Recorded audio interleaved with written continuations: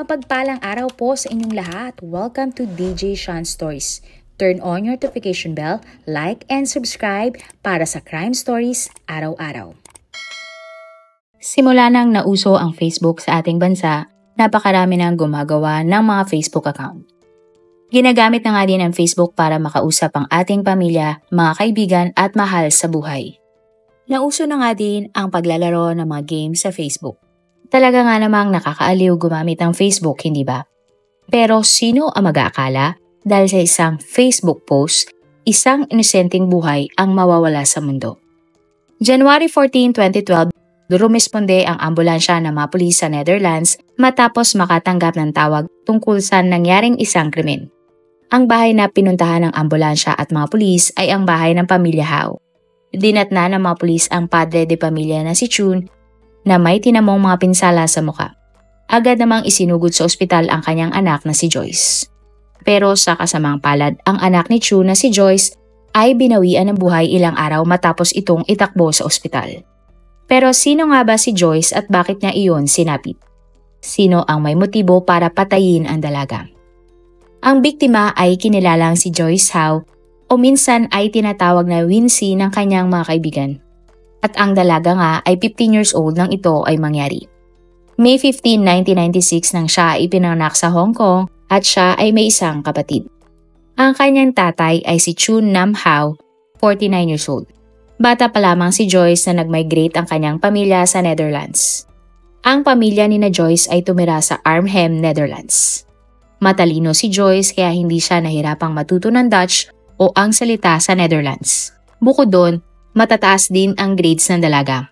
Tumutugtog din siya ng piano at naglalaro ng chess. Si Joyce ay kilala ding fashionista. Mahilig siya sa Louis Vuitton na bag at Air Jordan na sapatos. Kilala naman si Joyce bilang outgoing, malakas ang loob at mabait.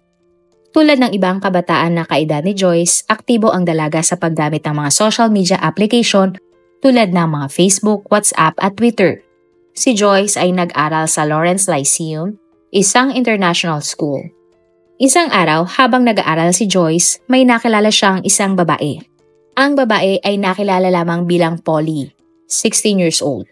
Ayon kasi sa batas ng Netherlands, hindi nila pinapayagang isepubliko ang buong pangalan ng menor de edad na sangkot sa isang krimen. Tulad ni Joyce, si Polly ay isa ding Chinese. Naging malapit nga na magkaibigan sina Polly at Joyce. Itinuring ng dalawa na best friend ang isa't isa ng ilang taon. Pero ang lahat ay nagbago ng October 2011. Habang nasa isang pool party, nagkaroon ng away sa pagitan ni na Joyce at Polly. Nagtuloy-tuloy at naging sunod-sunod na nga ang pag-aaway ng dalawa dahil lamang sa maliit na hindi pagkakaintindihan. Mula noon, hindi na nagkibuan ang mag-best friend. Sa una, ito ay tila isa lamang tipikal na teenage drama.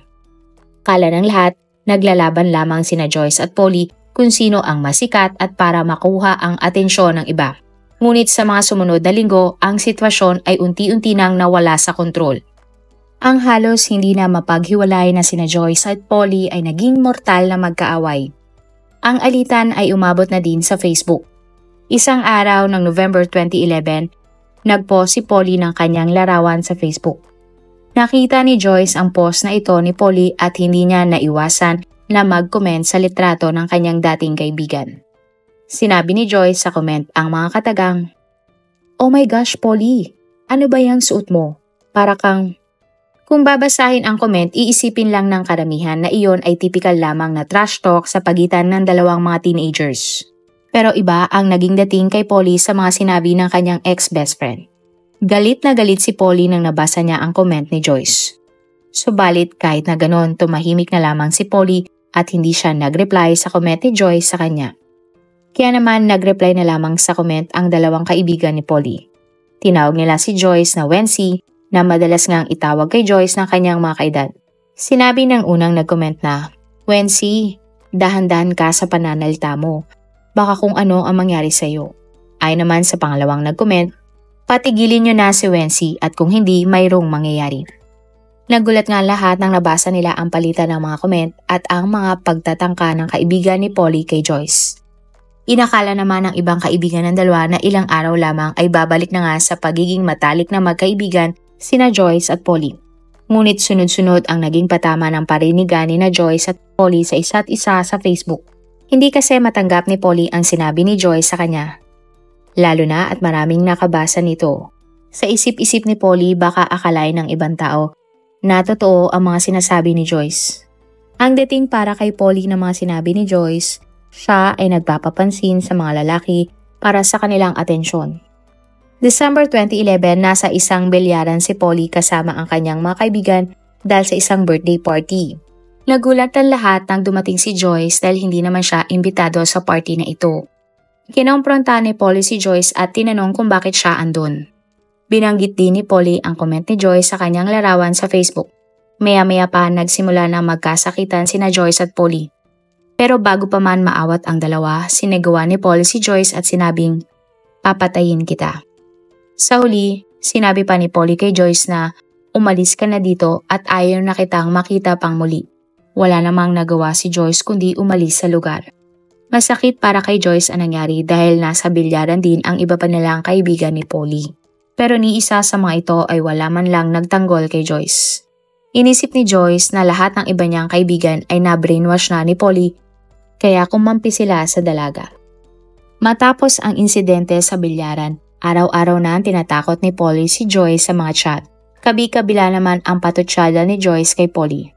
At syempre, hindi pwedeng hindi magparinig si Joyce kay Polly. Sa pagdaan ng araw, mas lalong tumindi ang pananakot ni Polly kay Joyce. Isang beses, sinabi pa nga ni Polly na kaya niyang patayin ang dalaga at isasabay niya ang buong pamilya ni Joyce. Wala namang sumeryoso sa mga banta na ito ni Polly maliban na lamang sa biktimang si Joyce. Bukod kasi sa Facebook, tinetext na din ni Polly si Joyce. At ang laging nasa dulo ng mga mensahe ni Polly kay Joyce ay ang mga katagang, "Papatayin kita." Dahil sa mga nangyari, nagsimula nang magkwento si Joyce sa kanilang mga kaibigan ni Polly. Sinabi ni Joyce na pakiramdam niya, hindi na siya ligtas dahil sa pinagsasabi ni Polly sa kanya. Subalit tinawanan lamang si Joyce ng kanyang mga kaibigan. Sinabi ng mga babae kay Joyce na huwag siyang maaning at manapraning. Dahil kahit umano ganon kasama ang mga sinasabi ni Polly, naniniwala silang hindi nito kayang totohanin ang banta laban kay Joyce. Sinabi pa ng mga kaibigan ni Joyce na umaasa pa din silang babalik sa dating closeness sina Joyce at Polly. Pero yan ang eksaktong kabaliktaran na nararamdaman at naiisip ni Polly ng mga oras na iyon. Tila ba nabulag na talaga si Polly ng galit na kay Joyce at gusto na niyang gumanti sa dati niyang best friend. Para kay Polly, hindi sapat ang pananakot lang sa text o chat. At ang gusto ni Polly, actual na pisikal talagang saktan ang dati niyang best friend na si Joyce. Sinabi ni Polly ang kanyang problema na ito sa kanyang boyfriend na si Wesley C., 17 years old na isa ding Chinese. October 8, 2011 pa lang nang naging magkarelasyon ang dalawa. Ayon sa mga balita, sobrang in love si Wesley kay Polly pero hindi naman sinusuklian ng babae ang pagmamahal na ito ni Wesley. At para siya ay mahalin ni Polly, lahat ng utos ng dalaga ay sinusunod ng lalaki. Sinabi pa nga ng mga nakakilala kina Polly at Wesley na obsessed talaga ang binata sa kanyang girlfriend. Habang pinag-uusapan ni na Polly at Wesley si Joyce, nagkasundo sila na permanente nang patahimikin si Joyce. Kaya naman naghanap si Wesley ng taong papatay kay Joyce. At December 9, 2011 nang kontakin ni Wesley ang isang lalaki. Ang lalaki na ito ay si Jinhwa K., menor de edad. Si Jinhwa ay anak ng Chinese immigrants at nakatira sa Rotterdam. Insecure, outcast at walang kumpiyansa sa sarili. Ganyan ilarawan si Jinhwa ng sarili niyang nanay. Ayon sa nanay ni Jinhwa, noon pa man gustong-gusto na ni Jinhwa na piniplease ang kanyang mga kaedad. Hirap na hirap umanong makipagkaibigan si Jinhwa kaya wala itong nagiging kalaro noon. Inaalok umano ni Jinhwa ang kanyang baon o pera sa kanyang mga kaklase para lamang payagan siya ng mga ito na sumama sa kanila. Hanggang sa paglaki nga ni Jinhwa, ganon ang ginawa ng binata para lamang tanggapin siyang maging kaibigan ng isang binata. Pumapayag din si Jinhwa na utus-utusan lamang para wag maging outsider sa grupo ng isang magkakaibigan. Habang nasa isang bar noon, nakilala ni Jinhwa si Wesley at pumayag siyang maging sidekick ng lalaki. At kahit na nag-aalinlangan si Jinhwa sa inuutos ni Wesley para patayin si Joyce, pumayag si Jinhwa. Sa isip-isip ng binata, kailangan niyang mapatunayan kay Wesley ang kanyang katapatan bilang kaibigan. Ibinigay ni Polly at Wesley ang lahat ng impormasyon ni Joyce kay Jinwa. Ilang beses ding nagpunta si Jinwa malapit sa bahay ni Joyce para aralin ang lugar nito.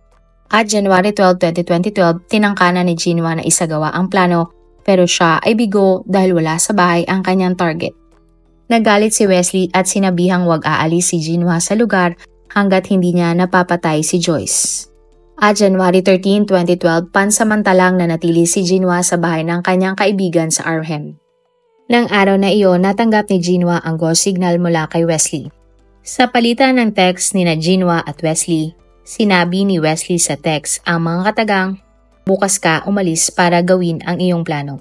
Sumagot naman si Jinwa at sinabing, "Okay man, good sa akin iyon." Nag-reply ulit si Wesley at sinabing, "Ibinigay ko na ang address niya sa iyo. May piano lesson siya ng 2:00 ng hapon, kaya magpunta ka na lang ng 3:00 ng hapon sa kanilang bahay." Sunod naman sinabi ni Jinwa na, "Okay, paano kung nandun ang mga magulang niya? Tutuluyan ko din ba?" Muling sumagot si Wesley kay Jinwa at sinabing, "Sige, okay yon." January 14, 2012, bandang 1:00 ng hapon, nag-post sa Facebook ang kaibigan ni Jinwa kung saan siya nakitira ng isang araw. Ayon sa Facebook post, may mamamatay na babae ng 3:00 ng hapon ngayong araw. Walang sumeryoso sa post na ito at walang nagsumbong sa mga pulis. Pero isang babae ang nag-react sa post at nag-comment ng, "Oh my God." Eksakto 3:00 ng hapon nang narating ni Jinwa ang bahay ni Joyce. Kumatok si Jinwa at pinagbuksan naman siya ng tatay ni Joyce na si Chun. Sinabi ni Jinwa sa tatay ni Joyce kung pwede ba niyang makausap ito. Ang buong akala ni Chun, kaibigan ni Joyce si Jinwa kaya pinapasok niya ito sa loob ng kanilang bahay. Iniwan ni Chun si Jinwa matapos niyang tawagin si Joyce. Sinara pa nga ni Chun ang pinto ng kusina para bigyan ng privacy ang dalawa. Habang papalapit na si Joyce kay Jinwa, nagtaka siya nang nasa bahay niya ang binata na hindi naman niya kilala o close. Pero bago pa man makapagsalita si Joyce, inatake na siya ng patalim ni Jinwa. Ilang beses sinaksak ni Jinwa si Joyce habang sinasabing, "Sorry Joyce, pero kailangan ko lang itong gawin." Agad namang narinig ni Chun ang sigaw ng kanyang anak. Nag-agawa naman sina Chun at Jinwa sa patalim na ginamit ni Jinwa kaya tinamaan si Chun sa kanyang muka. Nakita naman ng kapatid ni Joyce ang nangyayari at tumawag ng tulong sa labas ng kanilang bahay. Maya-maya pa nakalis na si Jinwa mula sa pagkakahawak kay Chun at tuluyan na ngang nakatakas. Mabilis namang dumating ang mga pulis at ambulansya. Agad na sinugod sina Chun at Choi sa isang ospital. Hinanap ng mga pulis ang suspect ayon sa impormasyong ibinigay ng mga witness. 2 oras matapos ang krimen, naaresto ng mga pulis si Jinwa habang nagtatago sa halamanan hindi kalayuan sa bahay ni na Joyce. Agad na dinala sa police station ang binata para sa isang interogasyon. Bandang 4:38 ng hapon, may bagong comment nga sa post ng kaibigan ni Jinwa tungkol sa sinabi nito na may babaeng mamamatay. Sinabi nga na nag-comment na, "Nakita ko ngayon lang ang balitang ito sa news."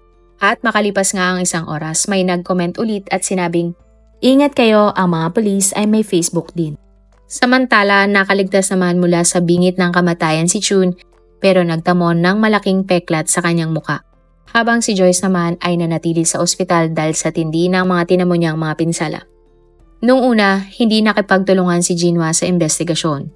Pero noong January 17, 2012, umamin na ang binata sa mga pulis at sinabing si Wesley ang nag-utos sa kanya para patayin ang biktima. Ayon nga sa salaysay ni Jinwa sa mga pulis, matagal nang inutos sa kanya ni Wesley na patayin si Joyce. Itiniloy ni Jinwa ang utos ng lalaki dahil tinakot siya nito na babalikan ang kanyang buong pamilya kapag hindi siya sumunod. Lalo na mayroon daw connection sa Chinese Mafia si Wesley. Pag-amin din ng suspect, hindi niya personal nakilala si Joyce pero nakikita niya ito sa eskwelahan. Pero may kuha ng larawan sina Jinwa at Joyce na magkasama sa iisang larawan. Ilang buwan bago naging magkaibigan sina Joyce at Polly. Sinabi ni Jinwa na ang mastermind ng lahat ay ang girlfriend ni Wesley na si Polly. Nang araw din na iyon, inaresto ng mga pulis si Wesley. Itinanggi naman ng lalaki ang krimen at sinabing hindi niya kilala si Jinwa. January 19, 2012, makalipas ang 5 araw, tuluyan ang binawian ng buhay si Joyce sa ospital. Labis ang lungkot na naramdaman ni Chun at ng nanay ni Joyce. Ayon kay Chun, Napakasakit ng nangyari dahil tila wala siyang nagawa para iligtas ang sarili niyang anak. Marami namang ang nakisampat siya sa pamilya ni Joyce. Silang lahat ay nag-alay ng mga bulaklak at kandila para sa biktima. Gumawa din ng makeshift memorial para kay Joyce ang kanyang eskwelahan. Kahit nalaman na ni Wesley na patay na si Joyce, hindi pa din siya nagsalita sa mga pulis. Pero ang hindi alam ni Wesley at Chinua, nakuha na ng mga pulis ang palitan nila ng mga text sa chat. At nabasa na nga ng mga pulis ang mga mensahe at ang pangalan ni Polly ay kanilang nakita sa mga chat. January 24, 2012 nang inaresto ng mga pulis si Polly para sa hinala na may kinalaman ito sa pagkamatay ni Joyce. Sinabi ni Polly na walang ibig sabihin ang mga pananakot niya kay Joyce. Ang totoo daw mastermind sa krimen ay ang boyfriend niyang si Wesley. Ayon din kay Polly, inalok nila si Jinwa ng 9,400 pesos at unlimited na alak habang sila ay nasa isang bar kapalit ng paggawa niya ng krimen. Agad naman daw pumayag si Jinwa. Nang nalaman na nga ni Wesley na inilaglag siya ng kanyang girlfriend na si Polly, umamin na ang binata sa mga pulis. Sinabi ni Wesley na si Polly talaga ang may gustong ipapatay si Joyce. Agad na kinasuhan sina Polly, Wesley at Chinua ng premeditated murder at attempted manslaughter para kay Chun. Sila ay pansamantalang ikinulong sa Juvenile Detention Center. At September 3, 2012 ang unang trial ni Jinwa sa korte. Sinabi ng abogado ng binata na siya ay inosente dahil tinakot lamang si Jinwa ni Polly at Wesley para gawin ang krimen. Napatunayan namang maayos ang isipan ni Jinwa nang gawin niya ang krimen. Matapos ang trial, napatunayang guilty si Jinwa sa pagpatay niya kay Joyce. Sunod namang sumailalim sa trial si Polly at Wesley. Binago ang kasong isinampa kay Polly at kinasuhan na lamang ng 2 counts of conspiracy to commit a homicide. Iginiit ni Polly na sina Wesley at Chinua ang nagplano ng pagpatay kay Joyce. At tulad ni Chinua, napatunayang guilty sina Polly at Wesley. Marami nga ang nagulat nang ibinaba ang hatol kina Polly, Wesley at Chinua. Ibang-iba kasi pala ang trato ng bansang Netherlands sa mga kabataang nagkasala sa batas kaysa sa China. Hindi makapaniwala ang lahat dahil sa baba ng hatol sa tatlong mga sospek. Sina Polly at Wesley ay hinatulan ng 2 taong pagkakakulong sa Juvenile Detention Center. Paglaya ni Polly at Wesley, kailangan nilang dumaan sa 7 taon na mandatory therapy.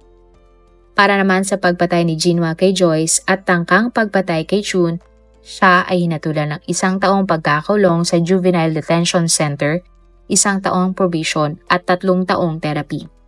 Hindi naman masaya ang pamilya ni Joyce sa napakababang hatol ng mga sospek at sinabing hindi nila nakamit ang tamang hustisya.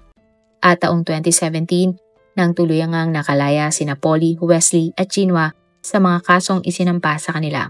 Ngayon, malayo na nilang ipinagpapatuloy ang kanilang buhay. Marami pong salamat sa inyong panonood. Meron ba kayong mga kwento na gusto nyong i-share sa ating mga manonood? O kung may personal po kayong kwento na gusto nyong i-feature sa ating channel, i-comment down below nyo lang ang inyong mga suggestions. Para naman po sa dagdag kalaman, i-subscribe nyo din po at i-follow ang ating iba pang YouTube channel katulad ng Tagalog Facts and Mysteries by DJ Sean at Manila Boy Wonder Philippines. Marami pong salamat sa pagsuporta nyo sa aming mga channel. God bless everyone!